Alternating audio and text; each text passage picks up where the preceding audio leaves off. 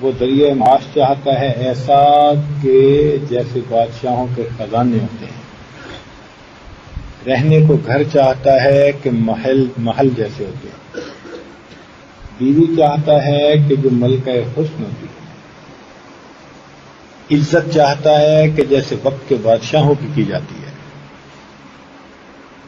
سواری ایسی چاہتا ہے کہ ایسی کسی دوسرے کے پاس ہو نہیں. کیا مطلب ہے؟ مطلب یہ نکلا کہ ہر بندہ دنیا میں اپنی جنت بنانے میں لگا ہوا ہے، اور دنیا میں تو بننے سے رہی. جتنا مرضی زور لگا لے. جن لوگوں نے جنتیں بنائی وہ بھی اس کو انجوائے نہ کر سکے، اس سے پہلے چلے گئے. چنانچہ ارم ایک باغ کا نام ہے، نمرود نے بنایا اور اس میں داخل ہونے سے پہلے چلا گیا. اس نے دعا مانگی تھی کہ اے اللہ اگر تو ہے، کیونکہ خود خدائی کا دعویٰ کرتا تھا نا، اے اللہ اگر تو ہے تو مجھے ایسی جگہ موت دینا کہ نہ میں اندر ہوں نہ باہر، نہ دن ہو نہ رات ہو، نہ میں اوپر ہوں نہ میں نیچے ہوں. اس کی عقل نے اس کو یہ سکھایا کہ یہ محال ہے. یہ کیسے ہو سکتا ہے؟ نہ میں اندر ہوں نہ میں باہر ہوں، نہ میں اوپر ہوں نہ میں نیچے ہوں، نہ تو دن ہو نہ تو رات ہو. چنانچہ اس شرط کے ساتھ اس نے دعا مانگی، اور اللہ تعالیٰ کتنا عظیم ہے کہ اس نے اس بدبخت کی دعا کو بھی قبول کر لیا. وہ اپنی شان دکھاتا ہے کبھی کبھی، حتیٰ کہ شیطان کی بھی دعا قبول کر لی ایک موقع پہ اس نے. اب دیکھ شیطان کتنا بڑا دشمن ہے. اس نے بھی کہا تھا رب انذرنی الی یوم یبعثون، اے اللہ مجھے قیامت تک کے لیے مہلت دے دیجیے. ارشاد فرمایا انک من المنذرین. وہ کتنی عظیم ذات ہے، سبحان اللہ. شیطان جیسا دشمن بھی مانگتا ہے تو اس کو بھی در سے خالی نہیں جانے دیتا. تو اگر کلمہ پڑھنے والا اور ماننے والا اس کے در پہ آ کے مانگے گا تو وہ کیسے خالی واپس لوٹا دے. چنانچہ نمرود کی دعا قبول ہو گئی. اس نے باغ بنوایا عجیب. بعض لوگ اپنی من مرضی کی چیز بناتے ہیں، من پسند کی چیز بناتے ہیں. چنانچہ ہمیں ایک مسجد دیکھنے کا موقع ملا جو 56 سال سے بن رہی ہے. 56 سال سے بن رہی ہے، اور جب ہم گئے دیکھنے کے لیے تو بھی بن رہی تھی. ایک بندہ ہے، اس نے مسجد بنوانی شروع کی، اور اللہ تعالیٰ کی شان دیکھیں کہ کسی نے اس کے ذہن میں ڈال دیا کہ جب تک مسجد بنتی رہے گی تم زندہ رہو گے. اس نے کہا اچھا اگر یہ مسئلہ ہے تو میں بناتا ہی رہوں گا. وہ بناتا ہی رہتا ہے، تھوڑا تھوڑا تھوڑا تھوڑا کر کے. ادھر عجیب بیل بوٹے اور پتہ نہیں کیا کیا اس مسجد میں اس نے بنا رکھا ہے. ادھر کام ختم ہوتا ہے، پیچھے سے پھر شروع کروا دیتا ہے. 56 سال سے کام ہی شروع ہو رہا ہے، مسجد ہی بن رہی ہے. ماشاء اللہ. ایسے بھی لوگ ہیں. کہتے ہیں کہ ایک بادشاہ تھا، اس نے بھی محل بنوایا، اور محل کو اس نے ایسے بنوایا کہ جیسے اس کا من چاہا. بنانے کے بعد اس نے کہا کہ جو بندہ اس میں عیب نکالے گا نا میں اس کو انعام دوں گا. اس کا مطلب یہ تھا کہ اب اس تعمیر میں کوئی عیب ہی نہیں. جو آتا وہ تو تعریف کیے بغیر رہ نہ سکتا، جو آتا تعریف کیے بغیر رہ نہ سکتا. عجیب محل بنوایا تھا اس نے. ماسٹر پیس تھا انجینئرنگ کا. خیر کافی عرصہ گزر گیا، لوگوں میں یہی بات چلتی رہی کہ اس میں کوئی عیب ہی نہیں. ایک دن ایک اللہ والے آئے، انہوں نے دیکھا، کہنے لگے بادشاہ سلامت اس محل میں 2 عیب ہیں. وہ بڑے حیران، ہزاروں لوگ آئے اور چلے گئے، کوئی عیب ہی نہیں نکال سکا. یہ کہاں سے آ گیا بھائی جو اس میں عیب نکالتا ہے؟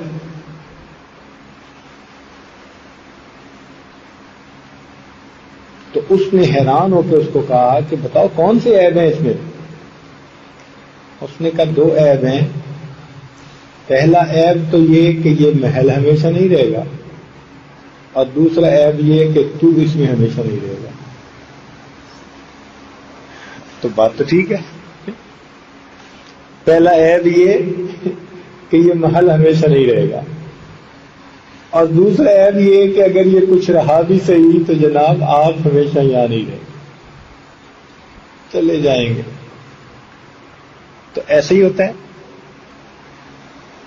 من پسند کی جگہیں جنہوں نے بنائی وہ بھی ان کو انجوائے نہ کر سکے، زندگی نہ گزار سکے.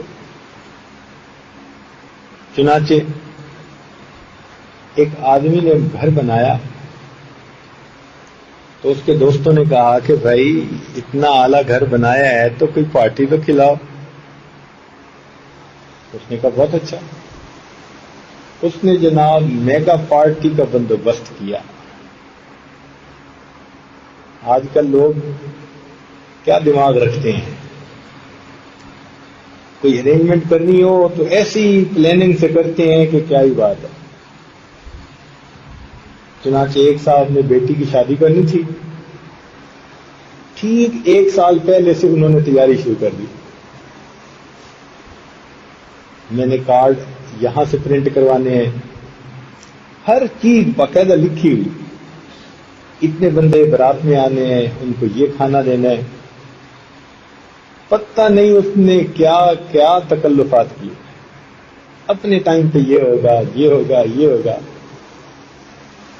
چنانچہ اتنی اس کو شادی کی خوشی اکلوتی بیٹی کی کہ جب بارات آئی تو جتنے لوگ آئے ہر بندے کے گلے میں اس نے 1000 روپے کا نوٹ ڈالا. ہر بندے کے گلے میں اگر 1000 روپیہ ڈالیں تو ماشاءاللہ کتنے لوگ ہوں گے وہی شادی میں.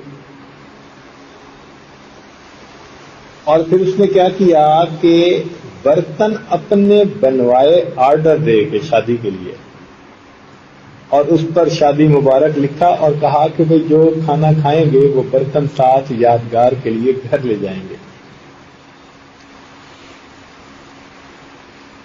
ایسی پلاننگ، کیا بات ہے. پورا سال لگایا اس نے. اللہ تعالیٰ بھی مت مار دیتا ہے نا بعض اوقات، بندے اس کو اوقات دکھا دیتا ہے. چنانچہ جس نے بھی زیادہ سمارٹ بننے کی کوشش کی نا، اللہ اس کو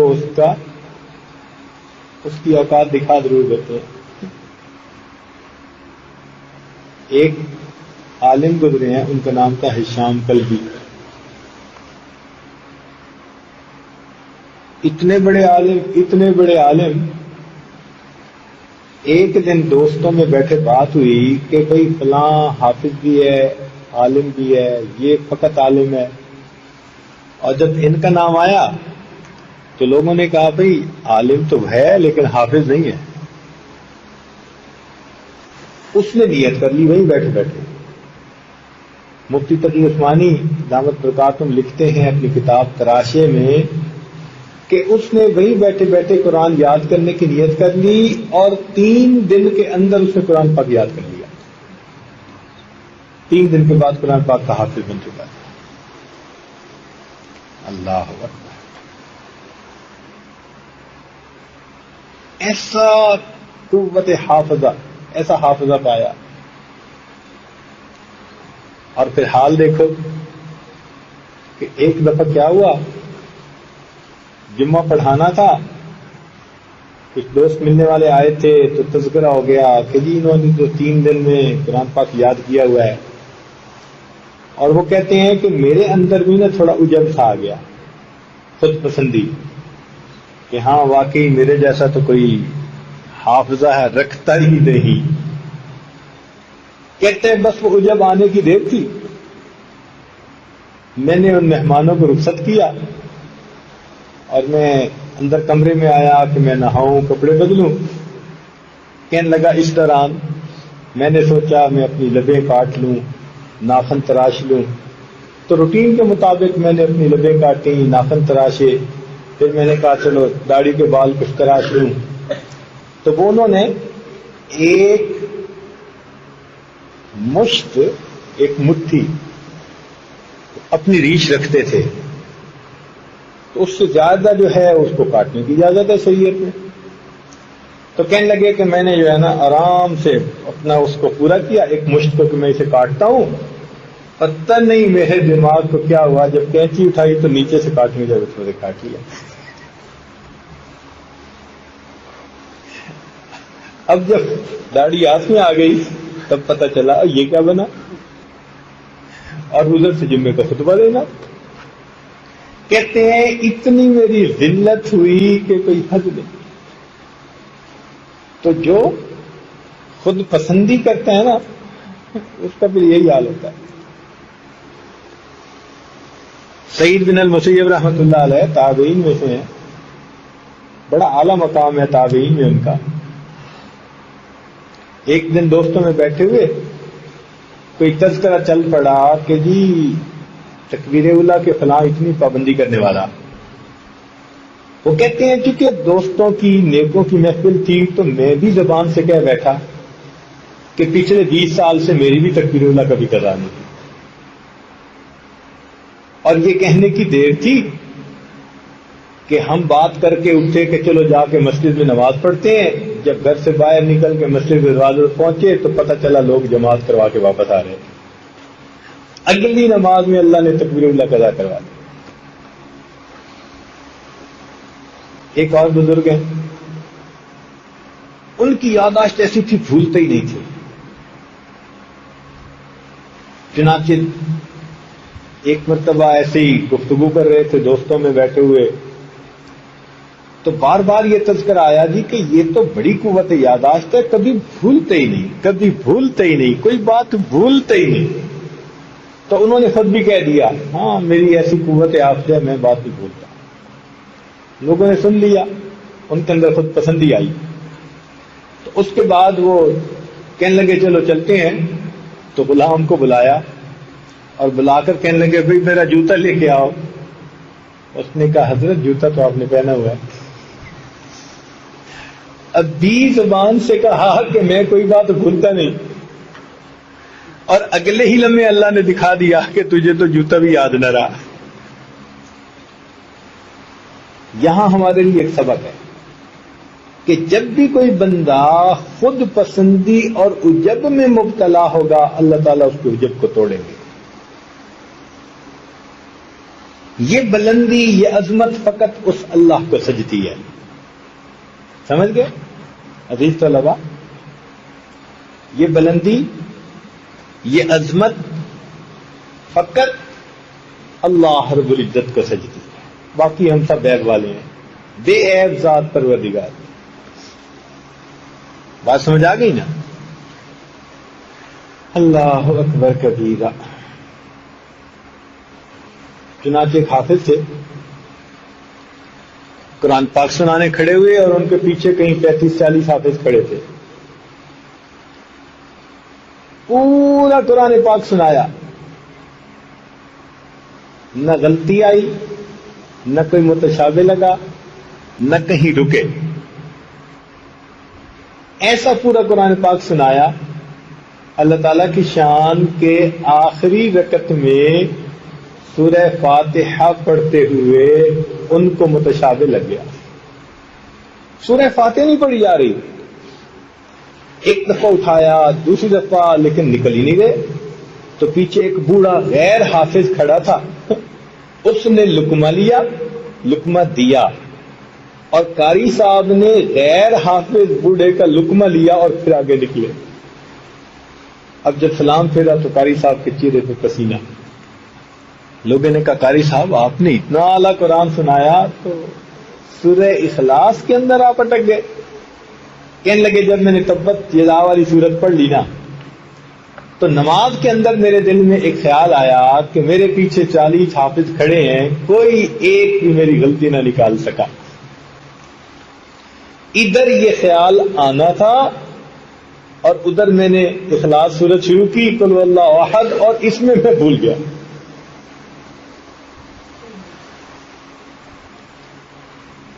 تو بات سمجھ رہے ہیں نا کہ جب بھی کسی نے میں ظاہر کرنے کی کوشش کی نا جی, گردن اٹھانے کی کوشش کی, اللہ اسی کی گردن جھکا دیتے. جو خود پسندی کا مرتکب ہوتا ہے اللہ اسی کے اندر سے عیب نکال کے دکھا دیتے. یہ عظمت فقط اسے ایک اللہ رب العزت کو سجتی ہے. باقی ہم سب بندے ہیں عیبوں والے, کمیوں والے, کوتاہیوں والے. اللہ اکبر. تو اس نے ایک گھر بنایا تو یار لوگ آ گئے کہ بھئی ہماری دعوت کرو.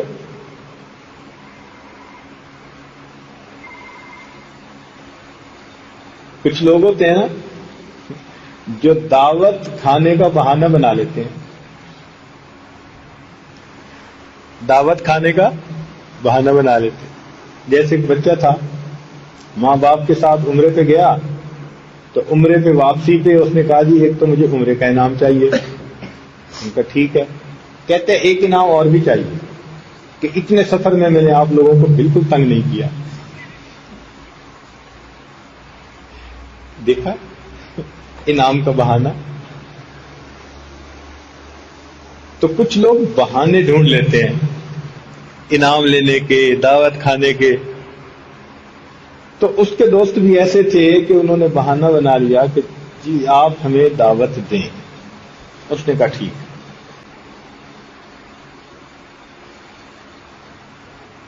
اچھا تو ہاں تو اس دوران میں ایک بات اور چلا رہا تھا کہ ایک آدمی نے بیٹی کی شادی کی, 1 سال پلاننگ کی,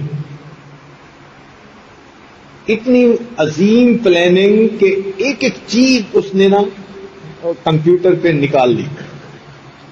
اتنے بندے آئیں گے, اتنے وقت پہ کھانا ہوگا, اتنا ہوگا, اس کو پھول دیے جائیں گے, اس کا یہ ہوگا, اس کا فلاں ہوگا, اس کا فلاں ہوگا. اتنا خرچہ کیا, اتنا کچھ اس نے دھوم دھام سے شادی کی.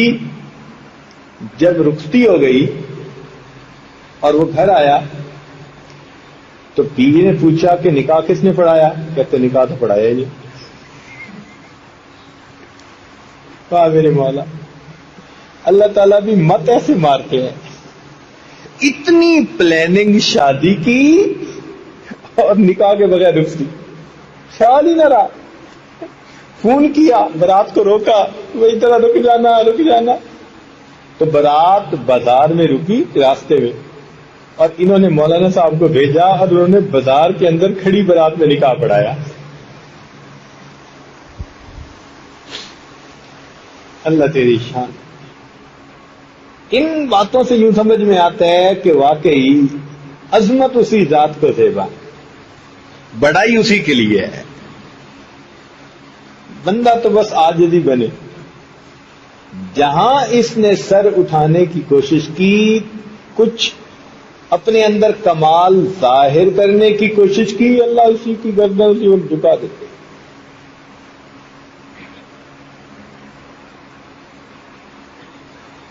پھر پریشان ہوتا ہے. تو بہتر ہے کہ اچھائی کا انتساب اپنی طرف کرنے کی بجائے اللہ کی طرف کریں. مگر نفس بڑا برا ہے, اتنا برا کہ کوئی حد نہیں. وہ اچھائی کو تو منسوب اپنی طرف کرے گا اور برائی یا الٹے کام کو منسوب اللہ کی طرف کرے گا. اچھا اب ذرا مثال سن لینا. یہ انٹرویو کے لیے گیا اور انٹرویو میں اس نے کچھ سوال پوچھے گئے, ان کے جواب دیے, پھر انٹرویو میں کامیاب ہو گیا, نمبر 1 آ گیا. اب جب یہ گھر آئے گا نا اور بیوی پوچھے گی کہ کیا بنا، کہے گا جی اس نے مجھ سے یہ سوال پوچھا، میں نے یہ جواب دیا، اس نے پھر مجھ سے یہ سوال پوچھا، پھر میں نے سوچا، میں نے اس کا یہ جواب دیا۔ اب وہ سب کریڈٹ خود لے رہا ہے، کیونکہ کامیابی ہو گئی۔ بات سمجھے نا؟ میں نے یوں سوچا، میں نے یہ دھیان کیا، میں نے یہ فیصلہ کیا، میں کامیابی جو مل گئی، تو کامیابی کا کریڈٹ میں۔ اچھا اگر فرض کرو کہ یہ انٹرویو کے اندر ناکام ہو گیا، اب اگر بیوی پوچھتی ہے کہ بھائی سناؤ کیا بنا، کہتے ہیں جی جو اللہ دی مرضی، یعنی جو پٹھا کام اللہ دی مرضی۔ جب کامیابی تھی تو میں، اور جب ناکامی ہوئی تو اللہ کی مرضی۔ بھائی جب کامیابی تھی تب بھی تو اللہ ہی کی مرضی تھی نا، مگر نفس ہے نا، نفس کمال اپنی طرف منسوب کرنا چاہتا ہے اور نقائص کو دوسروں کی طرف منسوب کرنا ہے۔ تو جس نے اپنے آپ کو کچھ سمجھنا شروع کر دیا، بس سمجھ رہے ہیں کہ اب اللہ اس کو نیچے جھکا کے دکھائے۔ من تواضع للہ رفعہ اللہ، جو اللہ رب العزت کے لیے تواضع اختیار کرتا ہے اللہ تعالیٰ اسی کو بلندی عطا کرتا ہے۔ ایک لیلۃ التعریس کی رات بڑی معروف ہے۔ نبی علیہ الصلوۃ والسلام ایک مرتبہ ایک مہم سے واپس تشریف لا رہے تھے اور آدھی سے زیادہ رات گزر چکی تھی۔ ایک جگہ پڑاؤ ڈالا گیا، سب تھکے ہوئے تھے، تو نبی علیہ الصلوۃ والسلام نے پوچھا بھئی کون پہرا دے گا اور جگائے گا نماز کے لیے؟ بلال نے کہا انا، میں حاضر۔ نبی علیہ السلام نے فرمایا بہت اچھا۔ چنانچہ سارے لشکر والے سو گئے، بلال نانو پہرا دے رہے ہیں۔ اللہ تعالیٰ کی شان کہ ایک جگہ ایسے یہ کھڑے ہوئے کہیں چٹان کے ساتھ تھوڑا ٹیک لگا کے، تو کھڑے کھڑے سو گئے۔ بلال رضی اللہ عنہ کھڑے کھڑے سو گئے حتیٰ کہ سورج نکل آیا۔ پورے لشکر کی نماز قضا۔ جب سورج کی شعاعوں نے نبی علیہ السلام کے رخسار کے بوسے لیے تو نبی علیہ السلام کی آنکھ کھلی، فرمایا بلال تم نے ہمیں جگایا ہی نہیں؟ عرض کیا اے اللہ کے نبی، جس ذات نے آپ کو سلایا اسی نے مجھے سلا دیا۔ نبی علیہ السلام نے فرمایا کہ یہ اس لیے ہوا کہ اللہ تعالیٰ امت کے سامنے قضا نمازوں کا مسئلہ واضح کرنا چاہتے تھے۔ چنانچہ قضا نماز اگر ہو جائے تو یوں پڑھنی چاہیے۔ اب دیکھیں، جس محبوب کا سونا بھی امت کے لیے رحمت بن گیا، اس محبوب کا جاگنا امت کے لیے کتنی بڑی رحمت ہوگا۔ جن کی نیند اتنی بڑی رحمت ہے امت کے لیے کہ قضا نمازوں کا مسئلہ نکل آتا ہے، ان کا جاگنا امت کے لیے کتنی بڑی رحمت ہے۔ لیکن یہاں محدثین نے ایک نکتہ لکھا ہے، وہ فرماتے ہیں کہ پتہ ہے اللہ تعالیٰ نے بلال عنہ کو کیوں سلایا؟ اس لیے کہ انہوں نے کہا تھا انا، اور انا کا مطلب کیا ہوتا ہے؟ میں۔ آپ نے فرمایا کون جگائے گا؟ انہوں نے کہا میں۔ اللہ نے اس میں کا مزہ ان کو بھی چکھا دیا۔ چلیں جی آپ میں کہہ رہے ہیں تو جگا کے دکھا۔ تو اللہ تعالیٰ کسی کی میں نہیں چلنے دیتے، توڑتے ہیں اس کو۔ بکری بولتی ہے تو کیا کہتی ہے؟ کیوں جی؟ میں۔ بولتی ہے تو کیا کہتی ہے؟ میں۔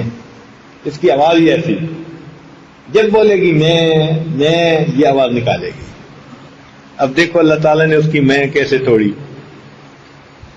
اس کی گردن پر کیا چلوائی؟ چھری۔ گردن کٹوائی پہلے تو، اچھا تو میں کرتی تھی نا، اب ذرا انجام دیکھ تیرا ہوتا کیا ہے. گردن پہ چھری چلوا دی، پھر اس کی کھال اتروا دی، پھر اس کے گوشت کے ٹکڑے بوٹیاں بنوا دی، پھر ان کو مرچیں لگوا دی، پھر ان کو آگ پہ بنوا دیا، پکوا دیا، کباب بنوا دیا، اور پھر 32 دانتوں میں ان کو چبوا دیا. حتیٰ کہ کھانے والوں نے ماشاء اللہ خوب اچھی طرح ہڈی سے گوشت کو الگ کر کے خوب کھایا، ہڈی بھی چوس کے پھینکی. اب بتائیں، اس کے ساتھ تو یہ ہوا کہ ہڈیاں بھی توڑی گئیں، بوٹیاں بھی کاٹی گئیں، اس کے سر کو بھی توڑ کے کھولا گیا، اندر سے مغز نکال کے پکایا گیا.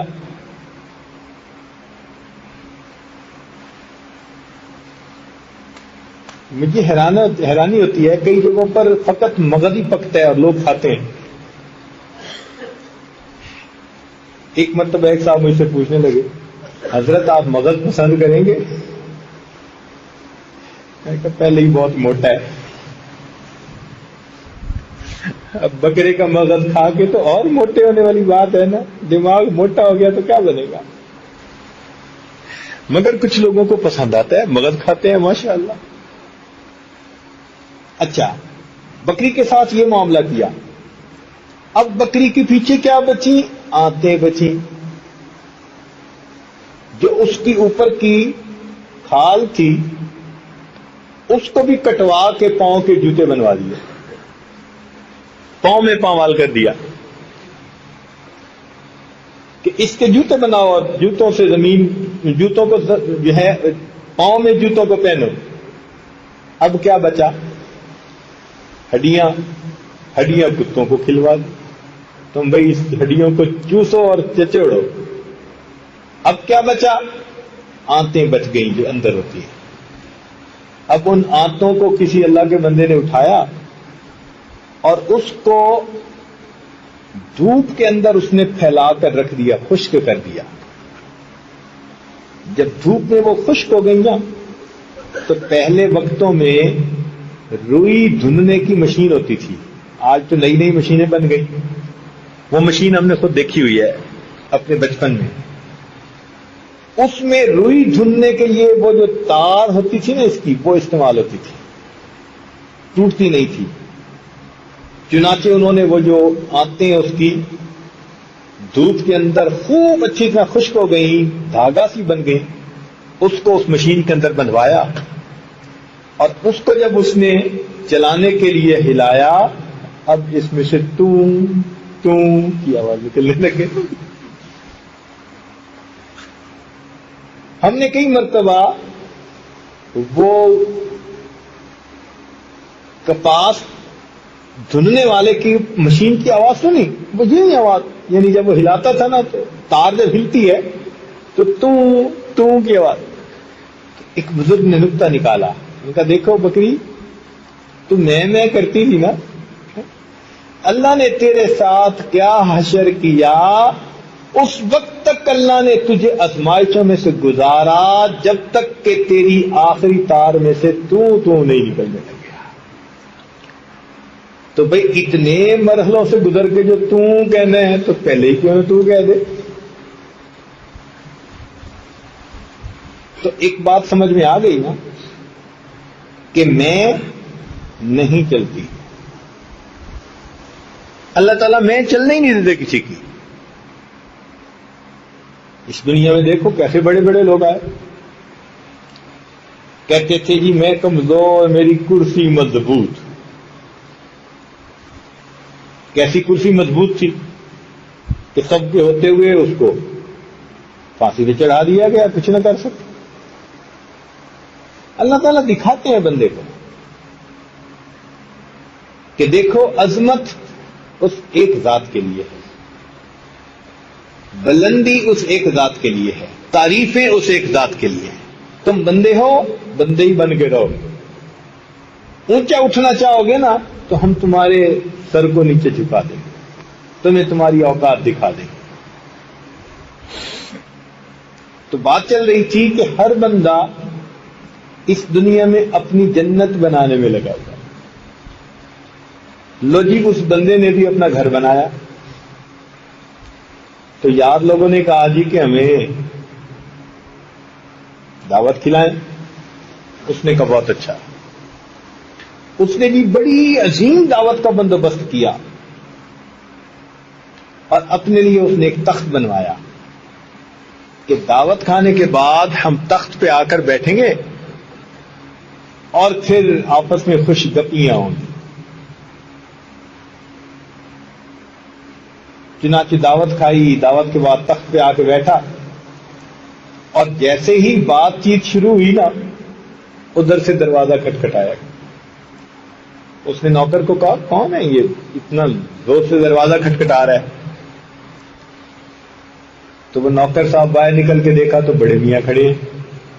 اس نے کہا بڈھے یوں دروازہ کھٹکھٹایا جاتا ہے اتنا زور سے؟ کون ہو, کس لیے آئے ہو؟ اس نے کہا کہ اپنے مالک صاحب سے کہہ دو کہ ملک الموت آئے ہیں.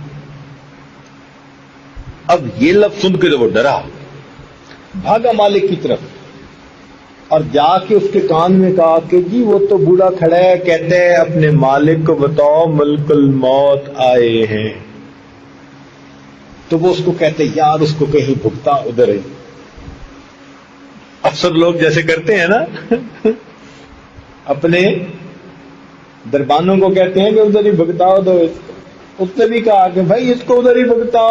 جب اس نے اشارہ کیا نا ادھر بھگتا تو دیکھا کہ وہ بوڑھا آ چکا تھا اور وہ کہنے لگا کہ میں جب آتا ہوں تو میں کسی سے نہیں بھگتتا, میں اپنا مشن پورا کر کے جاتا ہوں.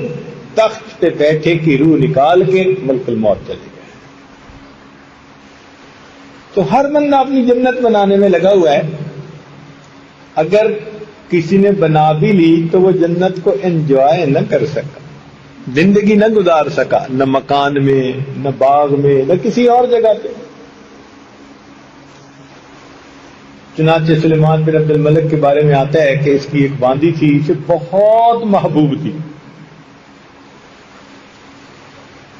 اتنی محبت تھی کہ اس نے ایک دن کہا کہ اچھا آج کا دن میں کوئی کام نہیں مملکت کا کروں گا اور مجھے کوئی پیغام بھی نہ دے, جو مرضی ہو جائے, بس آج میں اپنے گھر میں وقت گزاروں گا. ایک دن اس نے اپنی من پسند کا گزارنے کی نیت کی. ہوا کیا کہ گھر گیا تو کہیں انگور کے خوشا پڑا ہوا تھا. ایک دانہ کھایا, اچھا لگا. بیوی کو کہنے لگا کہ آپ بھی کھائیں. اس نے کہا کھلا دیں. بیوی کے منہ میں جو انگور کا ایک دانہ ڈالا, اللہ کی شان کہ وہ کھانے کی نالی میں جانے کی بجائے سانس کی نالی میں چلا.